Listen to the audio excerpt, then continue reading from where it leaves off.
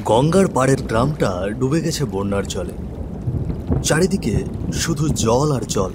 কোথাও ভাসছে ভাঙা চালা, কোথাও ঘরের আসবাব ভেসে যাচ্ছে জলের সঙ্গে। গ্রামের মানুষজন অসহায় হয়ে আশ্রয় নিয়েছে উঁচু জায়গায়, রেল লাইনের ধারে, কেউ বা স্কুলের বারান্দায়। দূর থেকে হঠাৎ শোনা গেল ট্রেনের হর্ন। বিকেলের আলো ফিকে হতেই ধোঁয়া উড়িয়ে একটা ট্রেন এসে দাঁড়ালো স্টেশনে। হুইসেল থেমে যাওয়ার সঙ্গে সঙ্গেই চারজন শহুরে লোক, রঞ্জিত, বিভাস, শুভ আর তন্ময়, ট্রেন থেকে নেমে এলো। হাতে কিছু ত্রাণ সামগ্রী, চোখে উদ্বেগ আর দায়িত্বের ভার। কিন্তু তারা নেমে আসতেই ট্রেনটা আবার হুইসেল বাজিয়ে ধীরে ধীরে চলতে শুরু করল।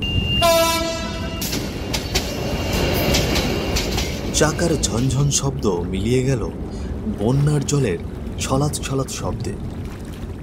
আপনারা সবাই এদিকে আসুন, আমরা আপনাদের জন্য ত্রাণ নিয়ে এসেছি। তাদের কথা শুনে যেন মনে হলো সেই অসহায় লোকগুলোর মনে প্রাণ ফিরে এসেছে। তারা যেন আজ কয়েকদিন হলো না খেয়ে দিন যাপন করছে। তারা হাসি মুখে তাদের দিকে এগিয়ে এল, আর তাদের মধ্যে একরকম গুঞ্জন শুরু হলো। কি বলছেন, শহরের বাবু আমাদের জন্য ত্রাণ নিয়ে এসেছেন? হ্যাঁ, আমরা আপনাদের জন্য ত্রাণ নিয়ে এসেছি, চাল, ডাল আর কিছু শুকনো খাবার। আপনারা কোনো রকম বিশৃঙ্খলা না করে সোজা গিয়ে লাইনে দাঁড়ান। পুরুষ এবং মহিলা আলাদা আলাদা লাইন করে দাঁড়াবেন। হ্যাঁ বাবা, আমরা কোনো বিশৃঙ্খলা করব না। আজ কয়দিন হয়ে গেল আমরা ভাত চোখে দেখিনি বাবা। আজ তোমরা আমাদের জন্য খাবার নিয়ে এসেছো, সে তো খুব ভালো কথা। আমরা একটু ডাল ভাত খেতে পাবো। দাও বাবা দাও। আমরা লাইনে সোজা হয়ে দাঁড়াই। এই চল রে সবাই, শান্ত হয়ে লাইনে দাঁড়াই, চল। সবাই তাদের কথায় সম্মতি জানিয়ে ধীরে সুস্থে শান্তশিষ্ট হয়ে আনন্দের সাথে তারা লাইন ধরে দাঁড়ালো। বয়স্ক লোক তারা আগে আসবেন, আপনারা একে একে আসবেন, হাতে প্যাকেট নিয়ে চলে যাবেন।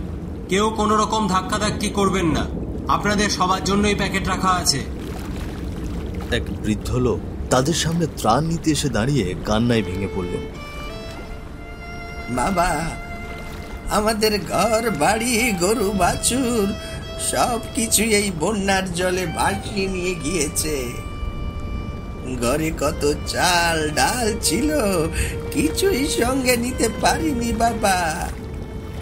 আজ 2 দিন হয়ে গেল, পেটে 2 দানা ভাতও যায়নি, শুধু পানি খেয়ে বেঁচে আছি বাবা। মাথা গোজার ঠাইটুকু জলে ভেসে গেল বাবা, জলে ভেসে গেল। জেঠু, চিন্তা করবেন না, আপনাদের জন্য সরকার ঘরের ব্যবস্থাও করে দেবে। শুধু একটু ধৈর্য ধরুন, আপনারা আবারও আপনাদের ঠিকানা ফিরে পাবেন। একের পর এক লোকজন এসে ত্রাণের প্যাকেট হাতে করে নিয়ে খুশিতে তাদেরকে আশীর্বাদ করছে।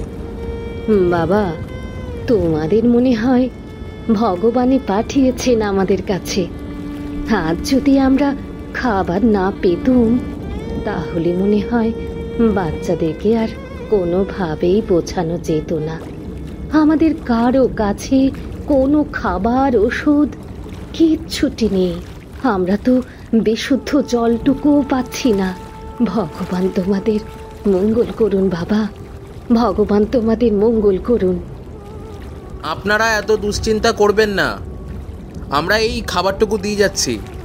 কয়েকদিন পর আবারও খাবার চলে আসবে। আপনারা কেউ হতাশ হবেন না, আমরা আছি আপনাদের পাশে। আমাদের দেশের লোক আপনাদের পাশে আছে সব সময়। সবার হাতে হাতে ত্রাণ বিতরণ শেষ করে তারা সে অসহায় মানুষগুলোর মুখে হাসি দেখে মনের শান্তি নিয়ে সেখান থেকে রওনা দিল আরেক জায়গায়। তখন সন্ধ্যার আঁধার নেমে এসেছে, রাতের অন্ধকার ঘনিয়ে এসেছে। গঙ্গার বুক ভরে উঠেছে ফুলে ওঠা বন্যার জলে। চারপাশে জলে ভাসছে গাছপালা, ভাঙা ঘরবাড়ি। দূরে কোথাও কোথাও স্রোতে ভেঙে পড়া তালগাছের মাথা শুধু জলের ওপরে ভেসে আছে। একটা নৌকা ঠেলে নিয়ে যাচ্ছিল মাঝি। নৌকার মধ্যে চাল, ডাল আর শুকনো খাবারের ত্রাণের প্যাকেট বাঁধা, আর একটা লণ্ঠন রাখা। নৌকাতে বসে আছে 4 বন্ধু, রঞ্জিত, শুভ, তন্ময় আর বিভাস। প্রত্যেকের চোখেই দায়িত্বের ছাপ। ও মাঝি দাদা, এদিকে তো দেখছি অনেকেই ঘর ছাড়া হয়েছে। আর কোথায় লোকজন আশ্রয় নিয়েছে, আমাদের সেই দিকে নিয়ে চলুন। এই বাবুরা, এখন তো শিবতলার বাজারে কিছু লোক আশ্রয় নিয়েছে, আর আমাগো সরকারি বিদ্যালয়ের মাঠে বেশ কিছু পরিবার আছে। আপনারা চাইলে ওখানে আগে যাব, তারপর বাজার ঘাটে যাবেন। ঠিক আছে, আজ রাতেই কাজ শেষ করতে হবে। যত তাড়াতাড়ি তাদের মধ্যে খাবার দিতে পারবো ততই তারা উপকৃত হবে। হ্যাঁ, কাল আবার হয়তো জল বাড়তে পারে। আজ রাতেই সবার হাতে আমরা খাবার পৌঁছে দেব। নৌকাটা ধীরে ধীরে মাঝ নদীতে পৌঁছল। আকাশে তখন আধো আলো আর কালো মেঘ জমে আছে। হঠাৎই নদীর বুক কেঁপে উঠল। দূর থেকে ভেসে এলো ভয়ঙ্কর আর্তনাদ।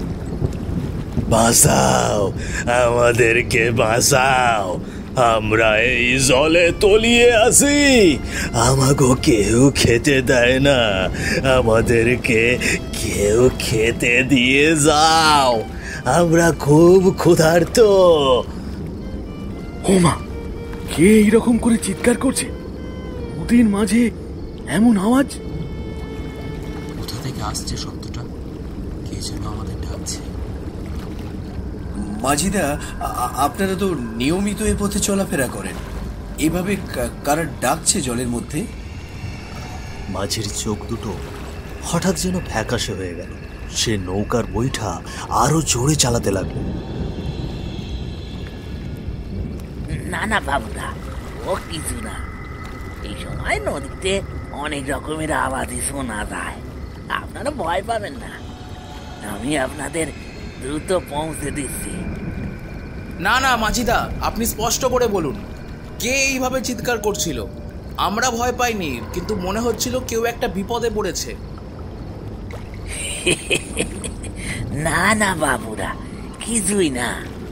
নদীতে রাতে এইসব শোনা যায়, হয় বাতাস নয়তো ঢেউয়ের শব্দ। আর ভাববেন না, আপনারা শান্ত হয়ে বসুন। 4 জনের চোখে চোখ পড়ল। তারা বুঝল মাঝে কিছু লুকোচ্ছে, তবু চেপে গেল। নদীর বুক তখন অদ্ভুত অন্ধকারে ডুবে আছে। রহস্যময় সেই আর্তনাদ যেন বারবার ঢেউ ভেঙে ফিরে আসছে।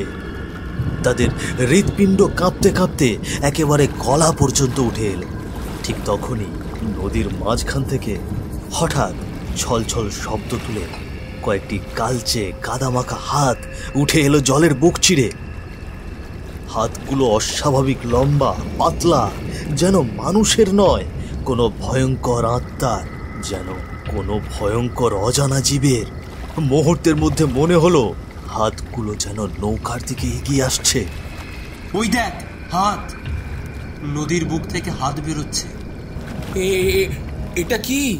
4 জন একসাথে আতঙ্কে উঠে একে অপরের দিকে ঝুঁকে গেল। বুকের ভেতর কেবল দমবন্ধ ভয়ের শব্দ। মাঝি অনেক দ্রুত গতিতে নৌকা বাইতে শুরু করলো। ঘাম ঝরছে তার কপাল বেয়ে, তবু চোখ দুটো শক্ত করে রেখেছে, যেন কিছুই দেখেনি। মাঝিদা, নদীতে হাত উঠলো, আপনি দেখলেন না? ওই ঢেউয়ের খেলা, রাতে এরকম হয়, মাথা ঘামাবেন না।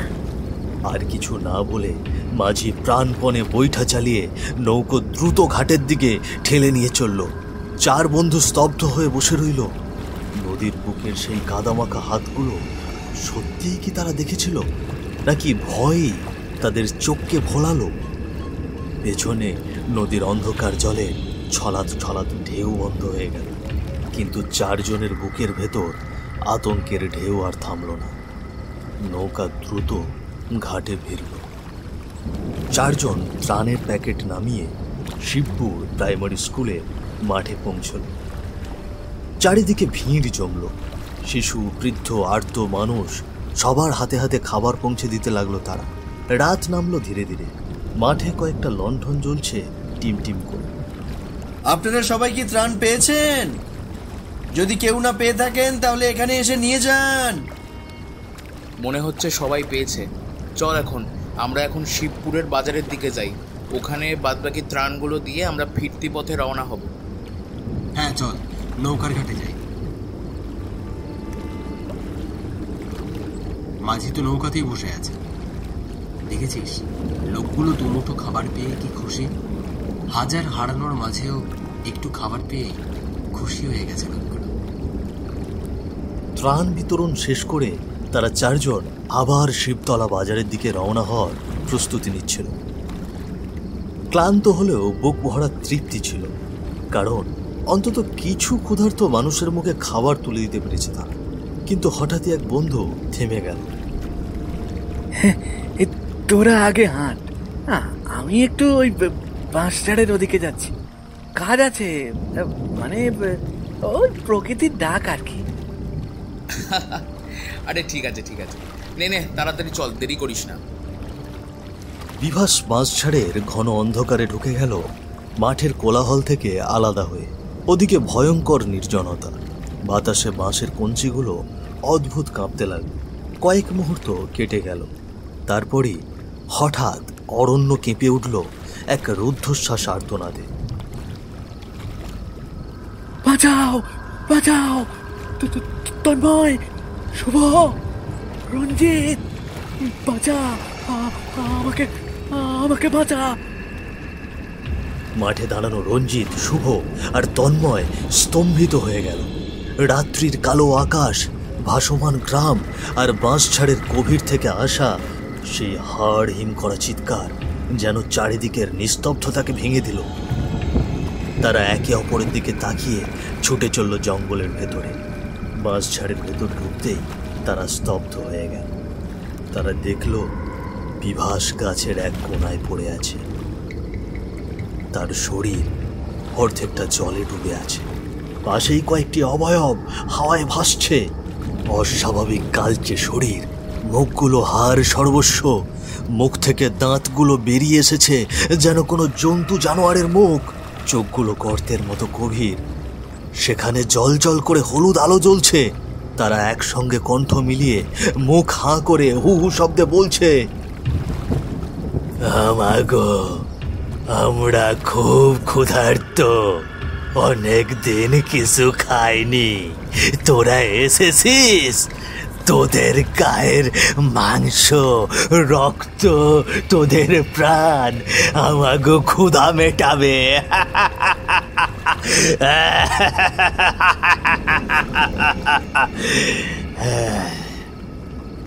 এরা মানুষ না, এরা এরা এরা ক্ষুধার্ত আত্মা। না না না না, মেরো না, বিভাসকে ছেড়ে দাও, ও তো কিছু করেনি। আত্মাগুলো বিভাসের শরীর ঘিরে ধরেছে। বিভাসের মুখ বিকৃত হয়ে গেছে, সে ভয়ে কাঁপছে। শুভর চিৎকার শুনে অবয়বগুলো তাদের দিকে তাকালো এবং ধীরে ধীরে তাদের তিনজনের কাছে এগিয়ে আসতে লাগলো। আজ আমাগো অনেক দিনের ক্ষুধা মিটবে, পিপাসা মিটবে। আমরা অনেক দিন এইরকম তাজা খাবার পাইনি, একসঙ্গে এতগুলো খাবার।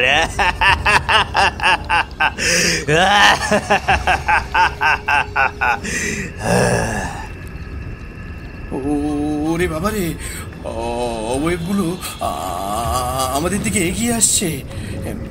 বিভাস, উঠে দৌড় দে, আমরাও দৌড় দিচ্ছি। এখান থেকে পালাতে না পারলে আমাদের রক্ষে নেই। তাদের কথাগুলো জলের ঢেউয়ের সঙ্গে মনে হচ্ছে প্রতিধ্বনিত হচ্ছে।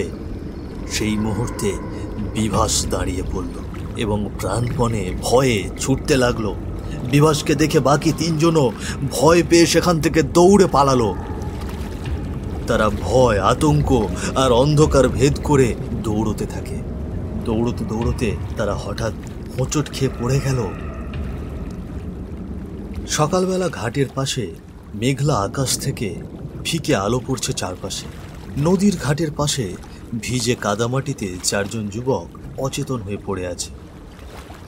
ভিজে কাপড় শরীরে লেপ্টে আছে, মুখগুলো ফ্যাকাশে, চোখ বুজে অচেতন।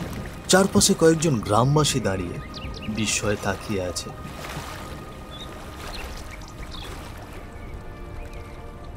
গায়ে পুরনো ধুতি, চোখে দয়ার ছাপ। তিনি জেলেদের সর্দার নিতাই। এদের কি হই আছে? এরা এমন কইরা পইড়া আছে কেন? সর্দার, আমরা মাছ ধরে ফিরতাছি, তখন দেখি ঘাটে 4 জন লোক ভাসতেছে। তো আমরা কয়জন জেলে মিলে ওই শুকনো জায়গায় তুইলা নিয়ে আইছি। এখনো বাইসা আছে, কিন্তু জ্ঞান হারাইছে। দেখা তো মনে হইতেছে শহরের ছেলেপুলে, কিন্তু এইভাবে চলে এলো। বড়ই অদ্ভুত ব্যাপার। একজনের লগে 4 জন কেমনে জলে ভাইসা এলো? তাহলে কি কোনো নাও ডিবাই আছে নাকি অন্য কিছু? আগে ওদের হুঁশ ফেরো, তারপর তো সবটা জানা যাইব। এখন ওদের হুঁশ ফেরানোর ব্যবস্থা করতে হইব। নিতাই তাদের কাছে গিয়ে তাদের চোখে মুখে জলের ঝাপটা দিতেই তাদের 4 জনের জ্ঞান ফিরল। আমরা আমরা এখানে কেন? আমরা তো ওই গ্রামে। তোমরা কোন গ্রামের লোক? তোমাদের দেখে তো মনে হচ্ছে না যে এই গ্রামে। তোমাদের ঘর বাড়িও কি ডুবে গেছে? না কাকাবাবু, আমরা শহর থেকে এসেছি, ত্রাণ নিয়ে এসেছিলাম বন্যার তোদের জন্য। কিন্তু রাতের অন্ধকারে বাঁশঝাড়ের কাছে ভয়ঙ্কর ছায়া, ক্ষুধার্ত আত্মা ও বিভাসকে টেনে নিচ্ছিল। আমাদের দিকে ওই আত্মাগুলো তেড়ে আসছিল। আমরা কিছু না ভেবে আমরা দৌড়ে পালালাম। তারপর আর কিছু মনে নেই। 4 জনের কথা শুনে বৃদ্ধ সর্দার দীর্ঘশ্বাস ফেললেন। চোখ দুটো নদীর ওপারে অচেনা দূরত্বে স্থির হয়ে গেল। হ্যাঁ বাবা, তোমরা যা বলতাছো সব সত্যি। এই আত্মাগুলা এই গাঁয়েরই মানুষ। এই বন্যা কত ঘর বাড়ি ভাসিয়ে নিয়ে গেছে তা তোমরা জানো না। কেউ তলিয়ে গেছে নদীর জলে, কেউ না খেয়ে মরেছে। ক্ষুধায় কাঁদরাতে কাঁদরাতে অনেক প্রাণ ঝরে গেছে। সেই আত্মাগুলোই ফিরে আসে রাত নামলে। ক্ষুধার তাড়নায় তারা ছুটে আসে, নতুন কাউকে পেলে আঁকড়ে ধরে। তোমরা যে বেঁচে ফিরেছো এ ভগবানের কৃপা ছাড়া আর কিছু না।